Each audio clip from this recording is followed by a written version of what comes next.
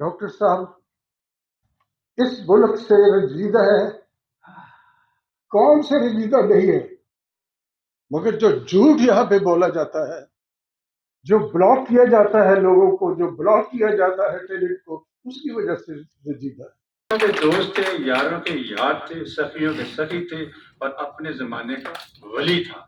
But my father on the weekends used to take the time, he used to cook Pakistani food for us. My mother would have the weekend off, my father would cook, and my father loved food and he loved cooking. He would be in the kitchen, he would make parathas, he would make keema, he would make dal, he would make halwa. We would eat halwa made by my father's hands and we would love that. हमारे पास जो है 180, मुझे जहाँ तक information है, इस वक्त store किए हुए बम रेडी है. एक एक बम जो है वो 40 किलो टन TNT के बराबर है. और उसकी जो जो कैरिंग है, हमारे पास जो मिसाइल है, जो गाइडेड मिसाइल्स है, वो 4000 किलोमीटर की उसकी रेंज है. सो पाकिस्तान कोई मामूली कंट्री नहीं है. And actually wanted to speak about his work as an engineer and his connection to all of you. I know it was very important for him to be an engineer, how proud he was of that. And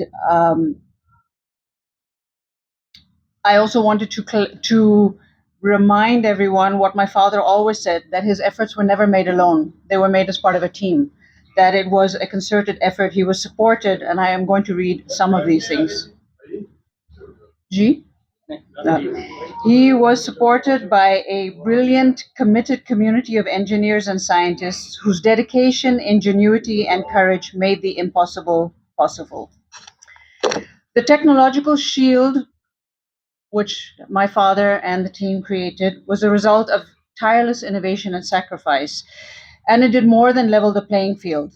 It gave Pakistan a voice that could no longer be ignored, and the strategic depth to protect its sovereignty. For over 2 decades, this deterrent has helped prevent full-scale war in South Asia, even in times of severe crisis. And that value was made especially clear again 2 weeks ago during the recent escalation with India. It was Pakistan's nuclear capability that maintained strategic balance, deterred aggression, and provided our leadership and armed forces with the confidence and freedom to act decisively. Empowered by that shield, they responded with strength, clarity, and precision, preserving peace, protecting sovereignty, and reaffirming that Pakistan will always defend its people from a position of strength. So,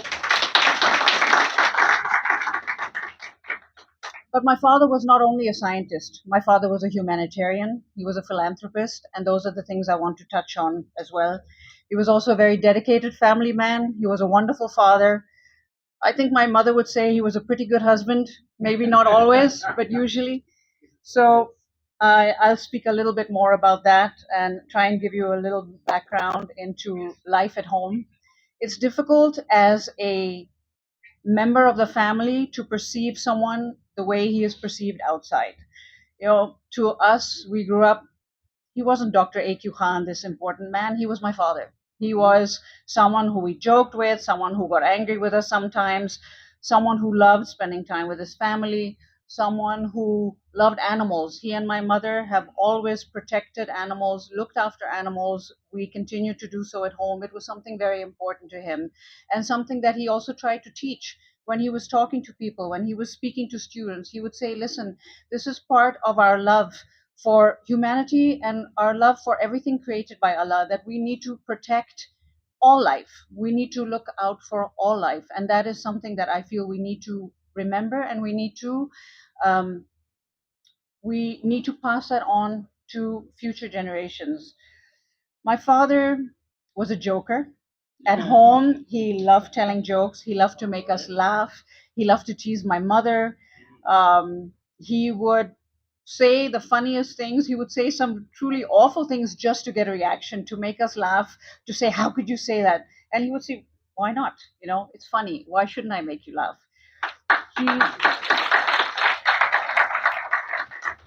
He was a very, I think now as I've grown up and I've looked around me, he was a very unusual husband and father in some respects, because he was very he really focused on women's empowerment, on girls being equal to boys, and on men doing the same as women. When I was growing up, when we were living in Holland, my mother always cooked food during the week, but my father on the weekends used to take the time. He used to cook Pakistani food for us. My mother would have the weekend off. My father would cook, and my father loved food, and he loved cooking. He would be in the kitchen. He would make parathas. He would make keema. He would make dal. He would make halwa. We would eat halwa made by my father's hands, and we would love that. So those are the things that I remember. Much later, when the grandchildren came, my father would love spending time with the grandchildren, and we would go to our house in Banigala, and we would have barbecues. And my father would do the barbecuing. We would have the barbecue set up in the garden. My father would have the steaks, and he would be out there with all the grandchildren making the steaks, grilling the French bread, and making sure that we all sat together and we had a good time. Those are the things that I remember. Those are the things that that bring smiles to my face, to my sister, to my children, to my. What else can I tell you? I remember now. I think of what an amazing thing it was. I remember trips to Kahuta. I remember when I was a child and there was really nothing there. I remember we used to go there and play in these fields full of mango trees, and then over time everything was built. We saw the whole complex expanding. We used to visit. We used to go there for Eid. In the beginning, before the organization became too big, Eid used to be held there, and everyone, all the directors used to meet, all the children used to meet. We used to go and have lunch together. We would have picnics at the lake.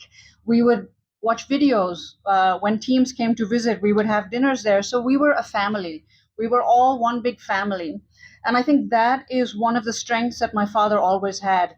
He made everyone feel a part of something important, and he made everyone feel that they were important, that nothing could function without the support of everyone together, and that as a team we were so much stronger, and that we could advance so much more working together. I think that is a lesson that I hope that I have learned from him, and that I will continue to take forward in my life.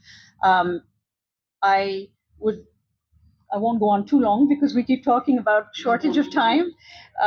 So I'll just quickly add on to that. As part of continuing my father's legacy, we, the family, have established the A.Q. Khan Foundation, and I am the chairperson of the A.Q. Khan Foundation, and it is precisely to continue that vision of my father's, that dream, that legacy that he holds, that we continue to work. We are working in education, in healthcare, and in technology, because as engineers, you know better than anyone that we need to move with the times. We need to stay ahead of the curve.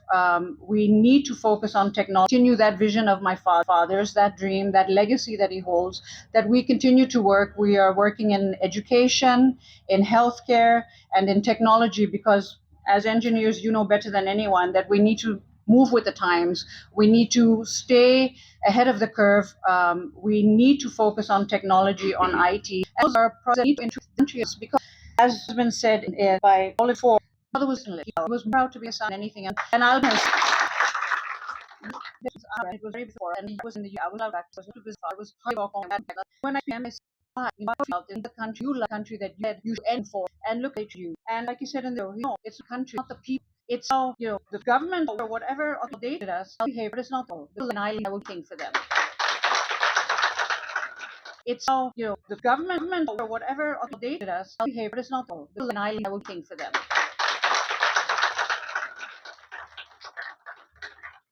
So I would just like to thank you all. For inviting me here. It is a big honor for me to be here in an institute that my father visited and that my father had such connections with. And I would just like to. से छोड़ के यहाँ पर आए हो कि मुझसे रहा नहीं गया कि आज मैं आपकी बातें भी जो करने वाले हैं, जो स्पीकर्स हैं, वो भी मैं सुनूं और मैं कुछ अपने दिल का हाल भी बताऊं।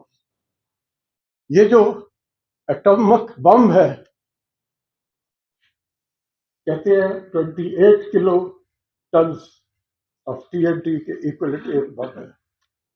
वो जो चेर्नोबिल में वो रशियन जो फेलियर हुआ था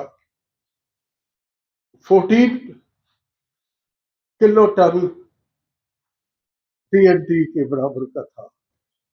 600,000 people died. 600,000 people. ये कोई मामूली बात नहीं है जो हम कर रहे हैं। ये कोई मामूली चीज नहीं है कि इंडिया जरूरत नहीं कर रहा, प्रोटेक्ट नहीं कर रहा। ये कोई मामूली चीज नहीं है। मैं आपको बताऊं, हमारे पास जो है 180, मुझे जहां तक इंफॉर्मेशन है इस वक्त स्टोर किए हुए बम रेडी है। एक एक बम जो है वो 40 किलो टन TNT के बराबर है। और उसकी जो जो कैरियरिंग है, हमारे पास जो मिसाइल है, जो गाइडेड मिसाइल है, वो 4000 किलोमीटर की उसकी रेंज है।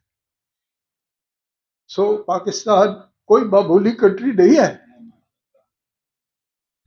लेकिन जैसे वो परेशान है हमने सुना है। और जो तस्वीर भी आपने लगाई है, ये तस्वीर आप देखें, सैड तस्वीर, इनकी आंखों को पढ़े क्या कह रहे हैं। ये डॉक्टर साहब बहुत रंजीदा है।